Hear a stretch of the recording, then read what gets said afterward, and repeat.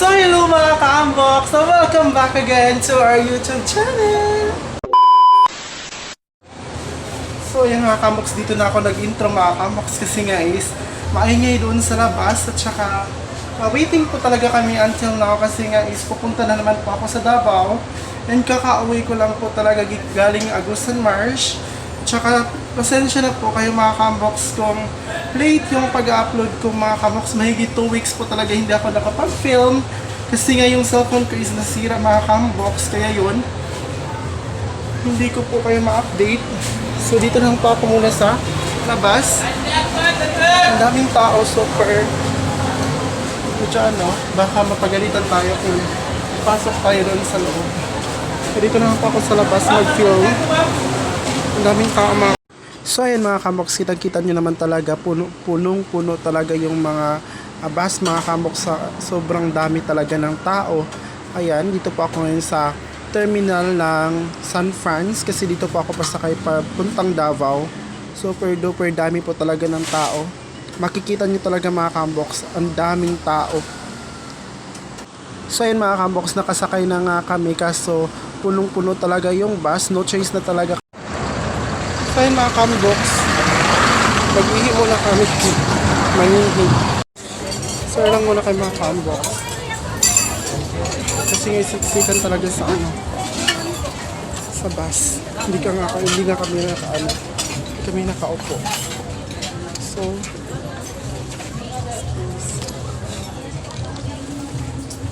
pasok lang muna ako sa CR. Ito lang po ako magsi-CR mga ka-unbox kasi nga is, siksikan talaga sa bus. Ano ba to? Hindi ko alam mag-close dito mga ka-unbox.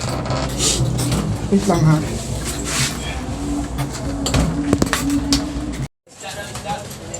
So yun mga ka-unbox, lalabas na ako kasi tapos na ako mag-ihi. So, babalik na tayo sa loob. Babalik na ako mga ka-unbox kasi guys, baka maiwan tayo ng bus. Hirap na. Okay, so yun ba? Oo. Sure? Ano ba yun? Halos nakaupo lang kami na dito mga ka-unbox. So ayan mga ka-unbox, nandito na po kami at saka hindi po kami nakaupo ng upuan kasi nga isiksikan po talaga dito at saka lang kami ni Joy. Parang naka-stand up lang. Dito walang bakanting mauupuan mga ka-unbox, kaya ito. Simula San Franz hanggang sa Davao mga ka-unbox, nakatayo lang po talaga tayo yun. Yung live update natin papuntang Davao na naman mga ka-unbox, grabe talaga yung mga pangyayari. Tsaka mamaya is babalikan ko lang po kayo kung medyo malapit-lapit na tayo mga ka-unbox para din makita nyo yung kung ano yung view dito sa papunta sa Davao mga ka-unbox. Super dami ng tao dyan. So what's up mga ka-unbox? Pila naman po tayo ngayon kasi guys may pulis, kailangan namin umagan. Kung pupadala po tayo sa sa pila kasi may pila mga cameras kaya magpila lang tayo. Ano ba pala kami ko? Ano ba pala kami ko? No? Ang daming tao mga cameras, pila talaga yung kailangan dito para makaano. Kasi mahigpit dito mga cameras kasi may checkpoint talaga. So, patingin ko lang po sa inyo doon. Ano ko lang muna itong camera kasi maingay mga ka-unbox, promise. Super ingay talaga.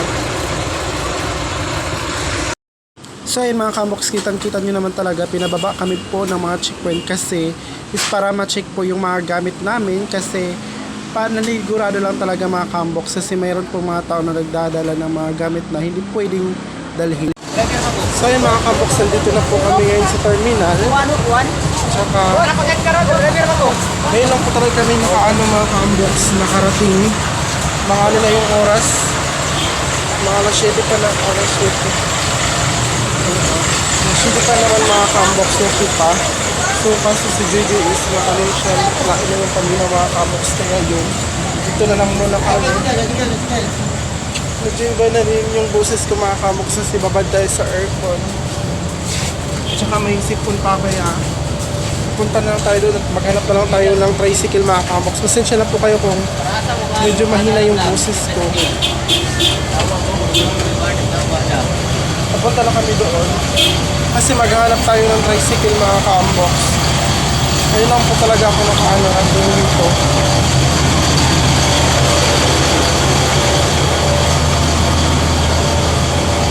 Ito yung last vlog ko. Dito kami ni Joy meet mga ka-unbox. Naka-remember naman po kayo, di ba?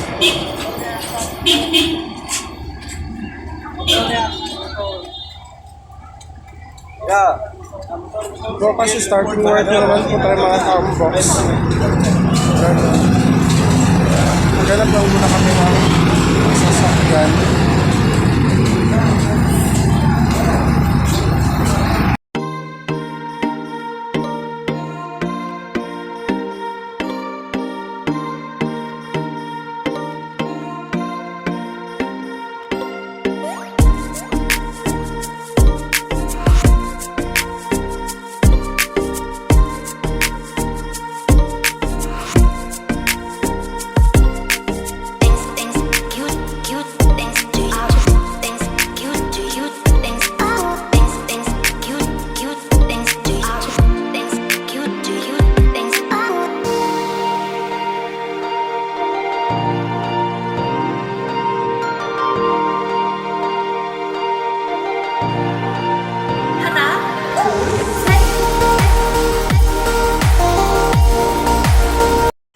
So hello mga ka-unboxan, nandito na po ako sa tinatrabahoan ko dito sa Davao.